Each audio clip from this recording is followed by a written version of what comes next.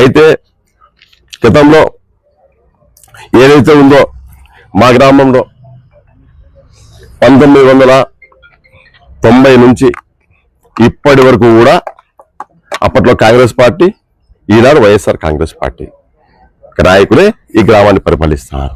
గతంలో 1996 కొద్దిమంది దౌర్జన్యకారులు మా గ్రామానికి వచ్చి ఈ గ్రామ స్వరాజ్యం అనేది లేకోకుండా, ఇక్కడ ఉన్నటువంటి స్వేచ్ఛ లేకోకుండా, ఇక్కడ కొద్దిమంది గూండాలు వచ్చి ఇట్లా దౌర్జన్యం చేస్తే మా గ్రామం ప్రజాస్వామ్యాన్ని నెలకొల్పాలా, ఈ ఊర్లో స్వేచ్ఛ అనేది ఉండాలా, ఈ గ్రామంలో ఓటరే గెలవాలా, ఈ ఓటర్లో ప్రజాస్వామ్యబద్ధంగా పరిపాలన జరిగించాలా, అదేవిధంగా ఎవరైతే యోగ్యులు ఉంటారో, ఎవరైతే ఈ గ్రామానికి మంచి చేయగలుగుతారో అటువంటి సర్పంచులు ఎన్నుకున్నారు తప్ప మిగతా వాళ్ళని కాదు. ఈ మధ్య కాలంలో ఏం జరుగుతుంది, ఆనాడు ఏ గ్రామ పంచాయతీలకు కూడా ఎమ్మెల్యేలు కానీ ఎంపీలు కానీ పెత్తనం చెలాయించే వాళ్ళు కాదు. ఈరోజు ఎంత దుర్మార్గమైన చర్యలకు పాల్పడతారంటే 2013 సంవత్సరంలో నుంచి ఈ సంప్రదాయం మొదలైంది. ఆనాడు ఏ ఒక్క నాయకుడు సర్పంచ్ ఉన్నా వాళ్ళకి స్వేచ్ఛ ఉండేది, కంప్లీట్గా పూర్తి స్వేచ్ఛ ఉన్నది. తర్వాత వచ్చిన కాలక్రమంలో భాగంగా రాజకీయ నాయకులు గ్రామాల మీద పడి దాడి చేసే కార్యక్రమం చేస్తారు. ఇది తప్పు. ఏ ఒక్క గ్రామంలో ఉన్న నాయకుడు ఆ గ్రామాన్ని పరిపాలించాలా, ఆ గ్రామస్తుల యొక్క ఓటును గెలిపించుకోవాలా, ఎవరైతే గ్రామాలకు మంచి చేస్తారో, ఎవరైతే యోగ్యులు ఉంటారో వాళ్ళనే పెట్టి గెలిపించుకోవాలా తప్ప దౌర్జన్యకారులు ఇంకోరో వస్తే ఈ ప్రసన్నాయపల్లి గ్రామమే కాదు ఏ గ్రామం కూడా యాక్సెప్ట్ చేయదని ఈ సందర్భంగా తెలియజేసుకుంటున్నా. అదేవిధంగా ఈ మధ్య చూస్తున్నాం, ఇక్కడ మా గ్రామంలో ముఖ్యంగా మా ప్రసన్నాయపల్లి గ్రామంలో మహిళా సాధికారిత వాళ్ళకి పూర్తి హక్కులు, వాళ్ళకి పూర్తి స్వేచ్ఛ.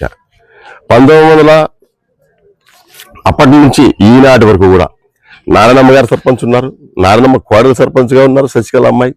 అదేవిధంగా మా వదిన గారు సర్పంచ్గా ఉన్నారు. ఈ సర్పంచ్లుగా ఉన్న కాలంలో కంప్లీట్గా మహిళలే, వార్డు మెంబర్లు, వైస్ ప్రెసిడెంట్తో సహా మహిళలే. దాదాపుగా 14 వార్డులు ఉంటే 9 మంది 10 మంది మహిళలే ఉంటున్నారు. మా ఊర్లో మహిళా చైతన్యం ఎక్కువ ఉంది.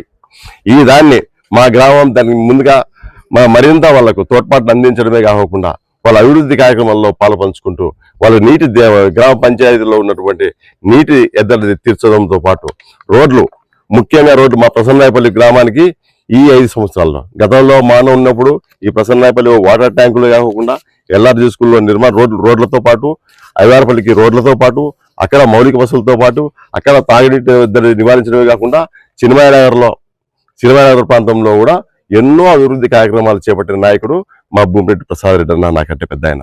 తర్వాత నారాయణమ్మ వచ్చింది. నారాయణమ్మ వచ్చేవాడు 2004 రాజశేఖర రెడ్డి గారు ముఖ్యమంత్రిగా ఉన్నప్పుడు, జిల్లా పరిషత్ చైర్మన్ కవితమ్మ గారు ఉన్నప్పుడు, అనంతపురం శాసనసభ్యులుగా ఉన్న బీరాన్ రెడ్డి గారు ఉన్నప్పుడు మా గ్రామం కోట్లాది రూపాయలతో అభివృద్ధి చెందింది. నేటికి కూడా ఈ 4-5 సంవత్సరాల్లో సర్పంచ్ శశికళ అయిన తర్వాత కూడా ఈ గ్రామంలో ఎన్నో అభివృద్ధి కార్యక్రమాలు జరిగినాయి. ఒకటి ప్రసన్నాయపల్లి నుంచి హైవే నుంచి ప్రసన్నాయపల్లికి ఒక తార్ రోడ్డు నిర్మాణం, అనంతపురం నుంచి ప్రసన్నాయపల్లికి ప్రధాన రహదారి, అదేవిధంగా జేఎన్టీ నుంచి చిన్మయనగర్ వరకు, చిన్మయనగర్ మీదుగా పండమేరు వరకు ఒక ప్రధాన రహదారిని నిర్మించుకోవడమే కాకుండా ఎన్నో అభివృద్ధి సంక్షేమ కార్యక్రమాలు చేపట్టిన ఘనత మా సర్పంచులు, మా అన్న భూమిరెడ్డి ప్రసాద్ రెడ్డి గారైతేనేమి, అంతకుముందు నల్లరెడ్డి గారైతేనేమి, అంతకుముందు పప్పూరు ప్రకాష్ రెడ్డి గారైతేనేమి, తర్వాత సావిత్రమ్మ గారైతేనేమి, తర్వాత నారాయణమ్మ గారైతేనేమి, ఈరోజు శశికళ గారైతేనేమి ఎన్నో అభివృద్ధి కార్యక్రమాలు చేపట్టి ఈ ఊరికి మంచి చేయడమే కాకుండా ఈ ఊరికి సమాజంలో గుర్తింపు తెచ్చిన పరిస్థితి మా సర్పంచులదే.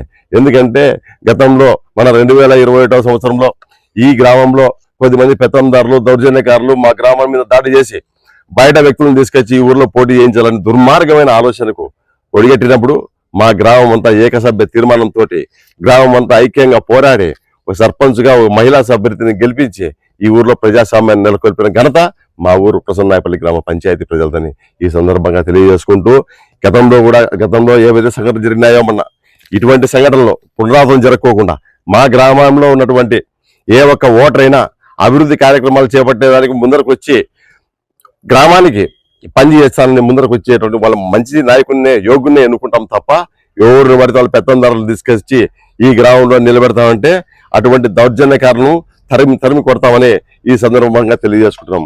అదేవిధంగా నిన్న ఆంధ్రజ్యోతి రాధాకృష్ణ గారు ఒక మాట, దుర్మార్గమైన మాటలు వైఎస్ఆర్ కాంగ్రెస్ పార్టీ కార్యకర్తలు జగన్మోహన్ రెడ్డి ఆదేశిస్తే వాళ్ళ భార్యలు వాళ్ళ భార్యలను చెల్లెలుగా భావించి ఇతరుల దగ్గర పంపించి పనులు చేసుకుంటారన్నమాట. ఎంత దుర్మార్గమైన చర్య. అదే విధంగా ఇటువంటి వాళ్ళని ఏమిటితో కొట్టాలి? మెట్టితో కొట్టాలి. మెట్టి అంటే ఏమి?